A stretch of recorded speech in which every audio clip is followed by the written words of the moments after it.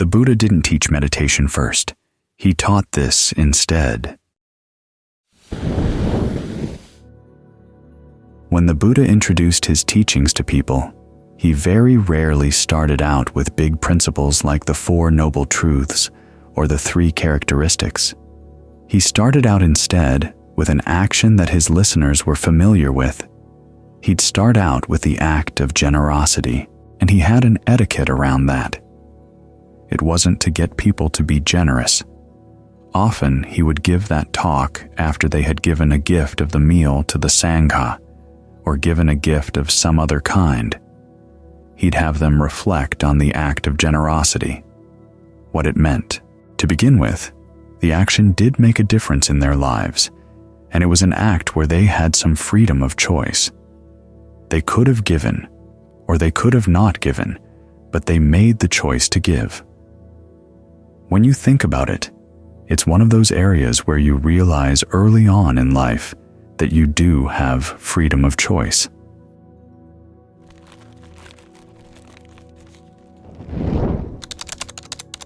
And that there are levels of happiness. Some levels are more lasting than others.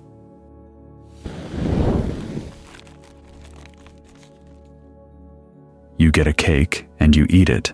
Well, that's it. One full stomach, and then it's gone. But if you take that cake and give it to somebody else, you can think about how good it feels to have been generous. You see that the second form of happiness is more lasting. The fact of having a choice means that you're not necessarily compelled by past actions or by anybody else. These two reflections contain an awful lot of the teaching that you do have freedom of choice. It's one of the most basic principles that the Buddha would teach. Ordinarily, he wasn't the sort of person who would go out and pick fights with other people. Other people would sometimes come and challenge him to a debate, but it was very rare for him to go out and question people or to attack them for their teachings. Yet one of the issues that he would attack people on was the question of whether you have freedom of choice in the present moment. If there were people who taught that everything you experience is based on past actions or on the will of a creator God or were totally random, he'd go and seek those people out. He'd say, "Do you really teach this? Do you realize the implications of what you're saying? If what you say is true, then people kill because of past actions. It's not a choice in the present moment. Or if it's because of a creator God, again, it's not because of a choice they're making right now. You're leaving people bewildered," he said, "unprotected. In other words, you're bewildered if an impulse comes up and you don't really know if you can say yes or no to it. To be unprotected means that you're not protected from your urges. But if you realize that you do have choice, and there are gradations of happiness that can come from your choice, then you begin to see the need for training the mind so that it can choose things more and more wisely.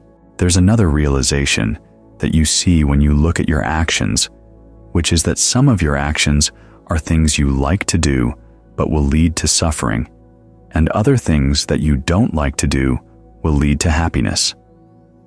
That's where you need training. 1, training in seeing cause and effect, and 2, learning how to psych yourself up to do the right thing.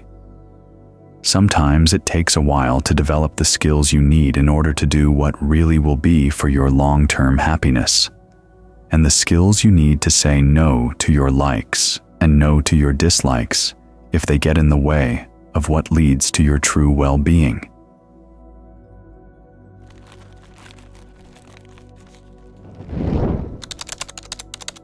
So wisdom, as far as the Buddha is concerned, is very pragmatic.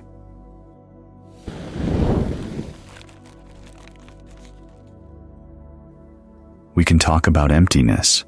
We can talk about dependent co-arising in the abstract, but that's not wisdom. Wisdom starts when you realize that you need to get your actions under control. And where do your actions come from? They come from your intentions. so you've got to control your intentions. This is why the Buddha's discussion of generosity would then often lead on to virtue. When you look at your actions outside, the things you do and say, you have to ask yourself, what is your intention? This is the beginning of his teaching to Rahula. First, he emphasized the need for truthfulness. He said, if you feel no shame in telling a deliberate lie, then there's no potential for you as a contemplative. In other words, someone who takes true happiness seriously. And of course, telling lies outside makes it easy for you to start telling lies inside. So you want to be truthful inside and out. Then look at your intentions. What do you truly think is going to happen as a result of what you intend to do? This can be a physical act, a verbal act, or a mental act. If you anticipate harm, don't do it. Act only on the intentions that you think will be harmless. This is how you're going to learn what really is harmless and what's not. You can have lots of preconceived notions about what a particular act will do, but unless you try it out, you're not going to know. So, areas where you know that it's going to be harmful, you don't do it. If you don't foresee any harm, go ahead and do it.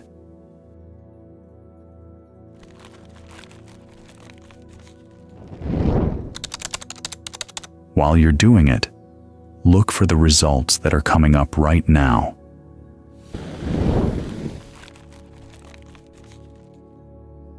This fits in with the principle that some of the things you do will give results right now, and you look for that. And if you see any harm, you stop whatever you're doing. If you don't see any harm, you can continue. When you're done, you reflect on the long-term results. If it turns out that even though you thought it would be harmless, and you didn't see any harm while you were doing it, but it did cause long-term harm, then you make up your mind not to repeat that mistake. You recognize it as a mistake, and you go talk it over with someone else who knows more about the path than you do. See what advice you can get. Notice, the Buddha is not trying to pamper your ego saying, well, it doesn't matter, or you're still a rock star anyhow. He wants you to recognize a mistake as a mistake so that you can learn not to repeat it, because that's the most compassionate thing you can teach somebody about their mistakes, how not to repeat them. If you didn't make a mistake, in other words, you didn't cause any harm, then you take joy in the fact that you're progressing in the training, and then you continue training. Now, from this basic instruction, you can derive lots of different implications that go further into the teaching. One of them is that you realize you need to train your mind. You have to train your intentions and be very careful to learn how to say no to an intention you know is harmful.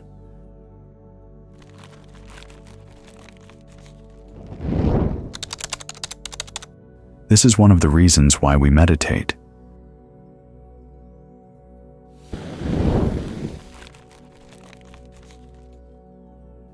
We're learning how to gain some control over our intentions.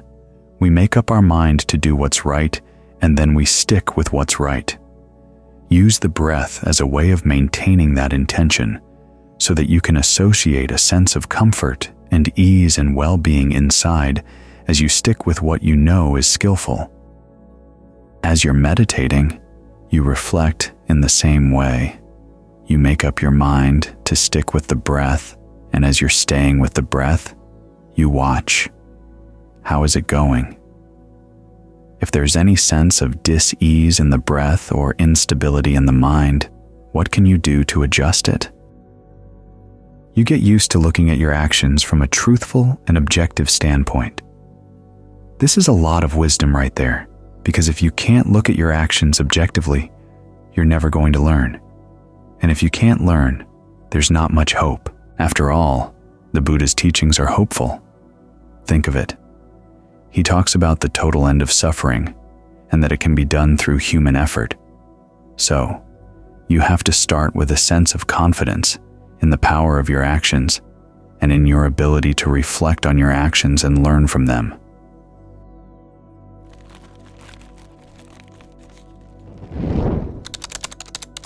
This is why he said that the Dhamma is nourished by commitment and reflection.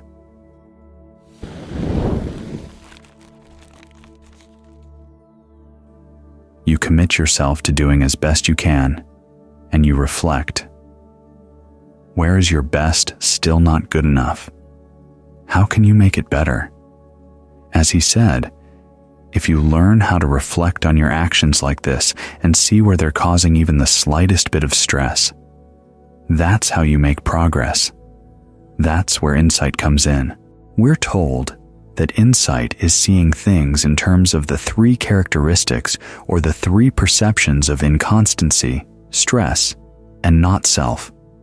Those are basically standards for judgment.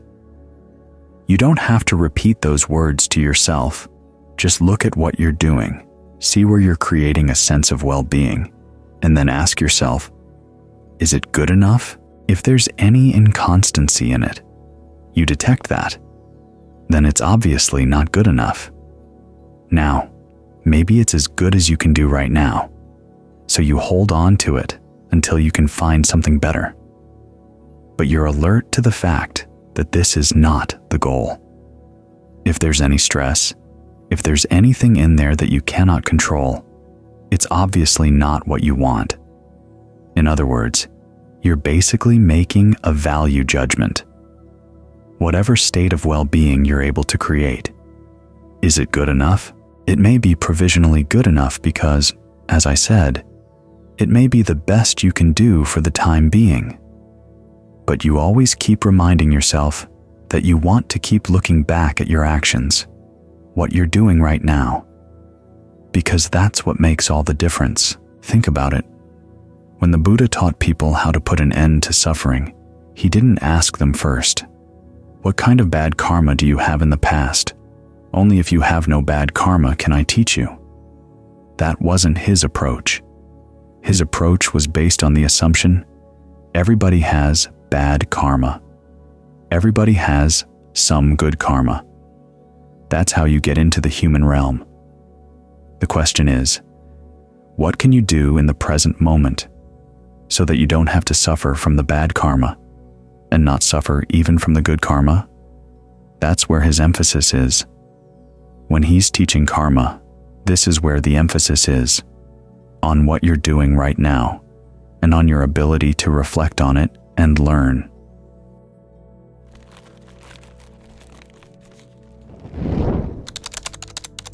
This is all very basic.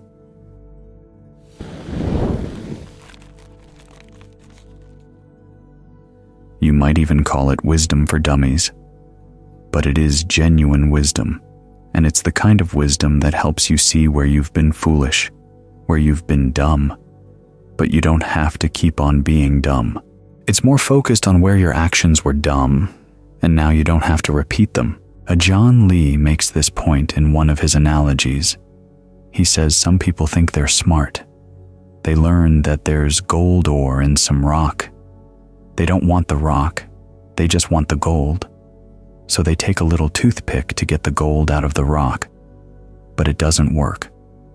Then there are the people who know they're not smart yet, and they need to reflect. Those are the ones, he says, who take the rock and submit it to heat. In other words, the heat of trying to develop right effort.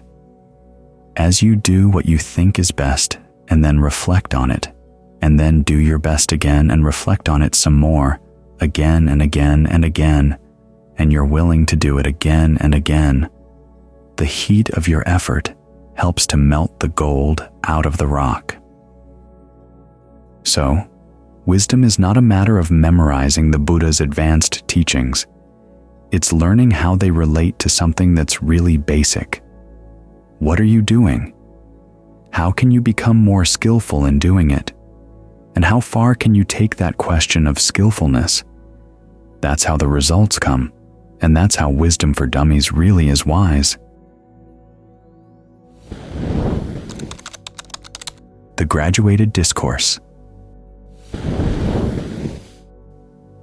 We read stories about how people listening to the Buddha would gain the Dhamma eye, sometimes gain full awakening while listening to a Dhamma talk. That inspires several questions. One is, why aren't we gaining awakening listening to Dhamma talks? Another is, how did they do that? After all, gaining the Dhamma eye, gaining awakening, requires that you have all 8 factors of the Noble Eightfold Path. How could you get those simply listening to a Dhamma talk? Part of the reason why we don't gain awakening, of course, is that we don't have the Buddha giving the talks. He knew his listeners a lot better than I know you all, and he could tailor the talks precisely to their needs. But he also pointed to the ideal qualities of the listener, the attitudes you have to bring if you want to get the most out of listening. There's one passage where he lists 5. The first 3 are not looking down on the speaker, not looking down on the talk itself, and also not looking down on yourself. In other words, you have an attitude of respect for the teacher, respect for the Dhamma, and you respect yourself, that you're capable of practicing the Dhamma you're hearing.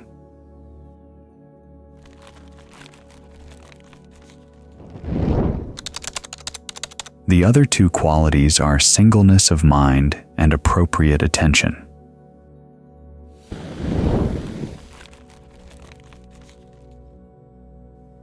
Singleness of mind starts out, of course, by being focused totally on the talk. How do you move from that kind of singleness of mind, say, to the singleness of right concentration?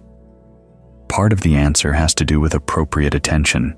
Appropriate attention usually means seeing things in terms of the 4 noble truths. But it's interesting that when the Buddha describes the 4 noble truths in the context of appropriate attention, he expresses them this way. This is stress. This is the origination of stress. This is the cessation of stress. And this is the path leading there.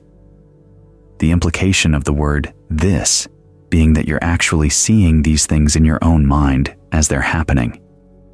So it's not just a matter of thinking about the 4 noble truths.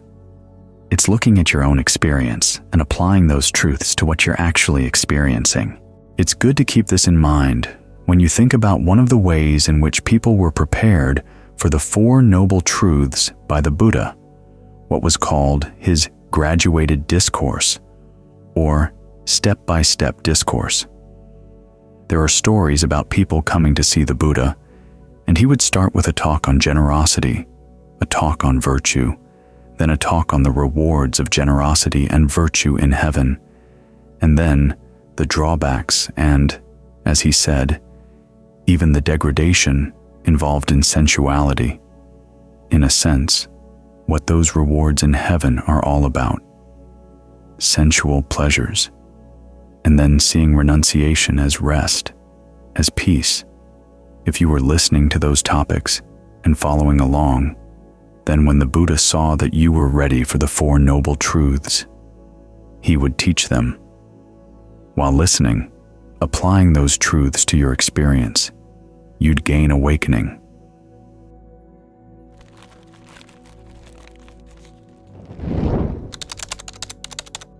It's an interesting psychological dynamic.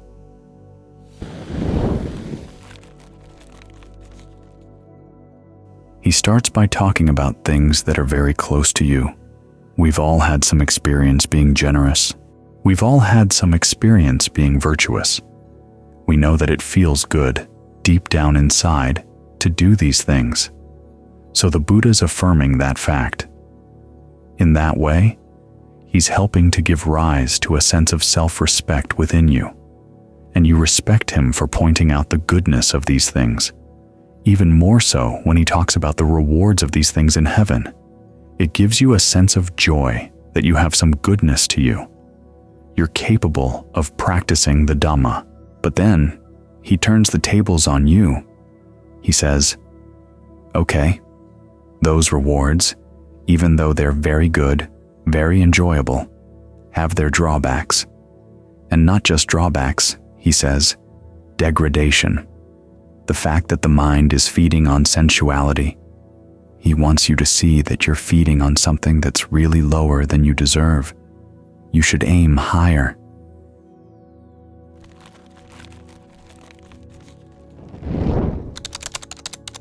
Then he talks about renunciation.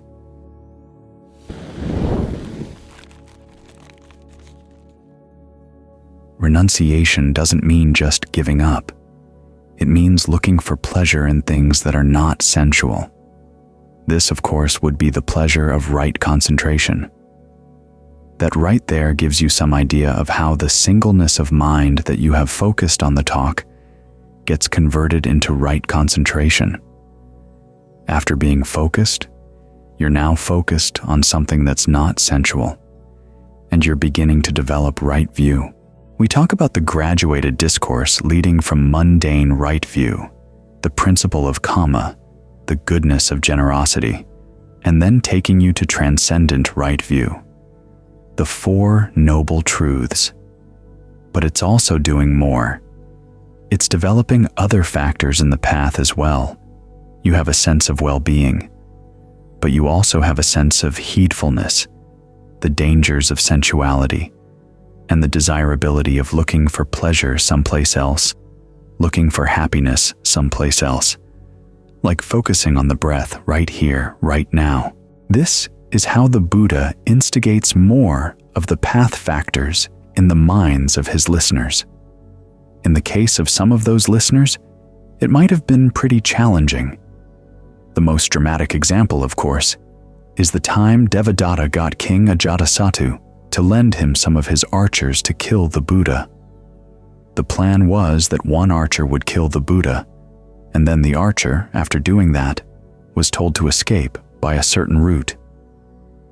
There would be 2 archers waiting for him along that route. They would kill him, and they were told to escape by another route. There would be 4 archers waiting to kill them, and so on up to 8 archers to kill the 4. The first archer comes. He sees the Buddha, and he's frozen with fear. He realizes that this is not something he really wants to do. Already, his fear shows that he has some sense of right and wrong. So the Buddha extends goodwill to him and tells him to come and see him. He puts down his bow and arrow, and he comes to see the Buddha.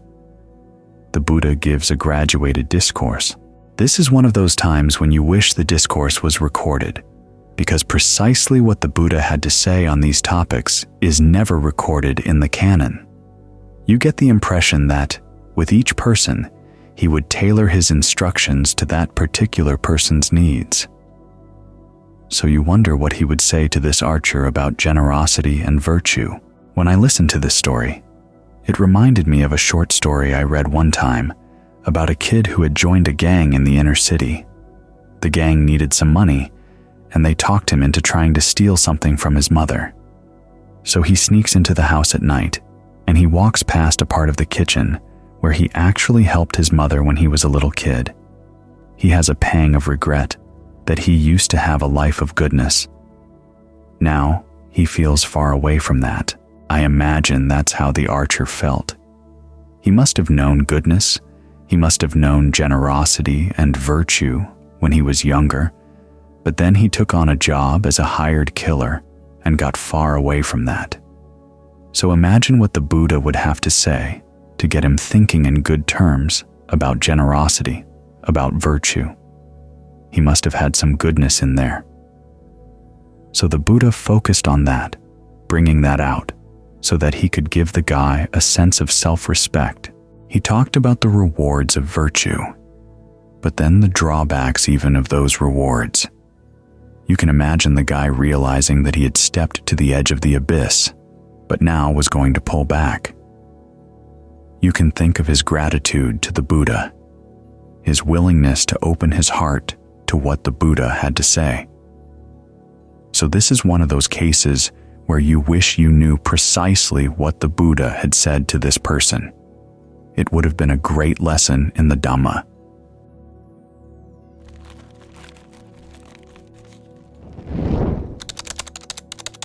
But the question is, how about us?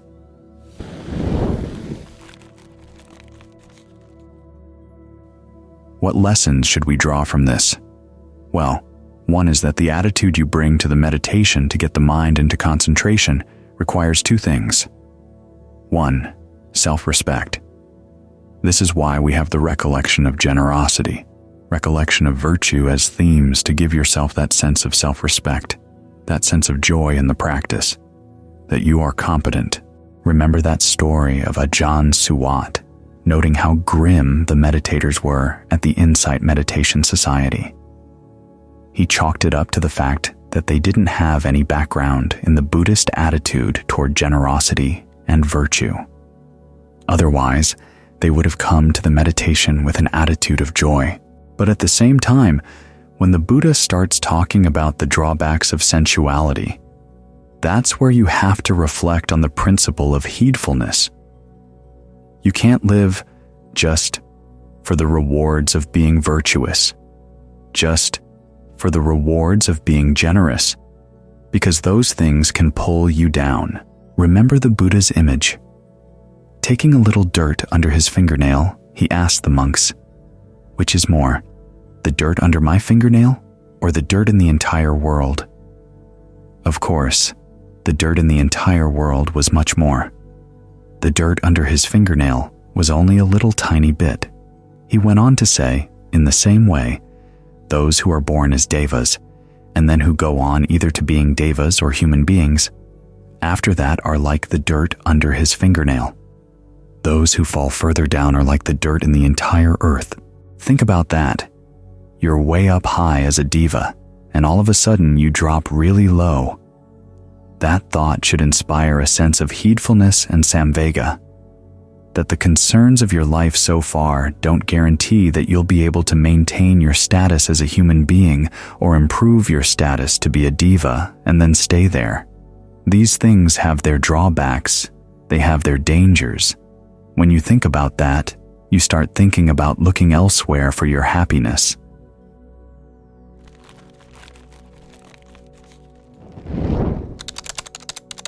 And where is that elsewhere?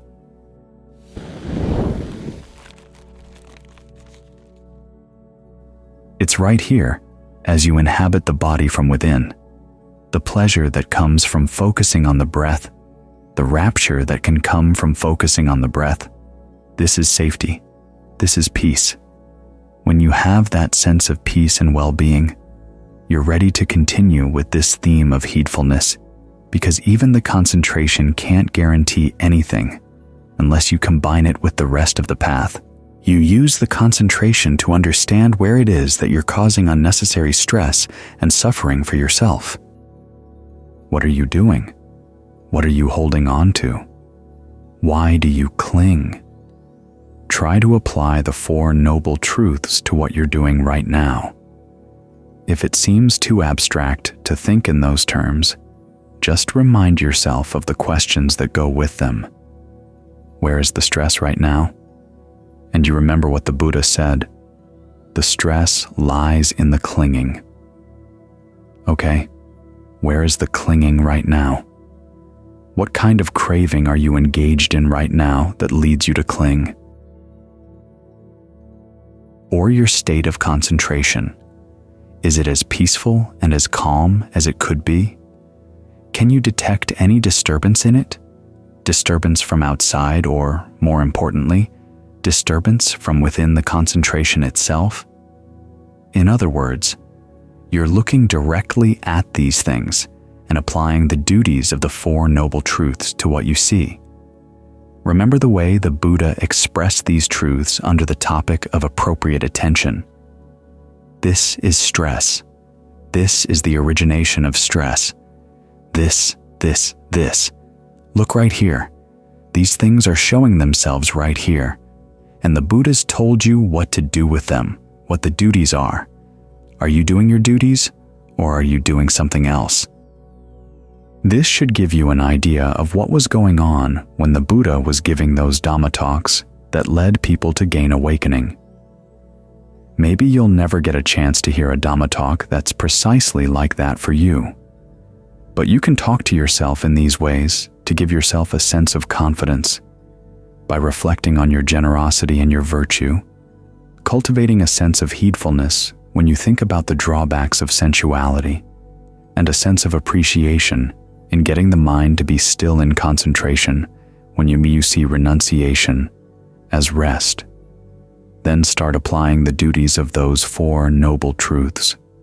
That way, maybe by listening to your own Dhamma talk inside, you can get a glimpse of the deathless as well.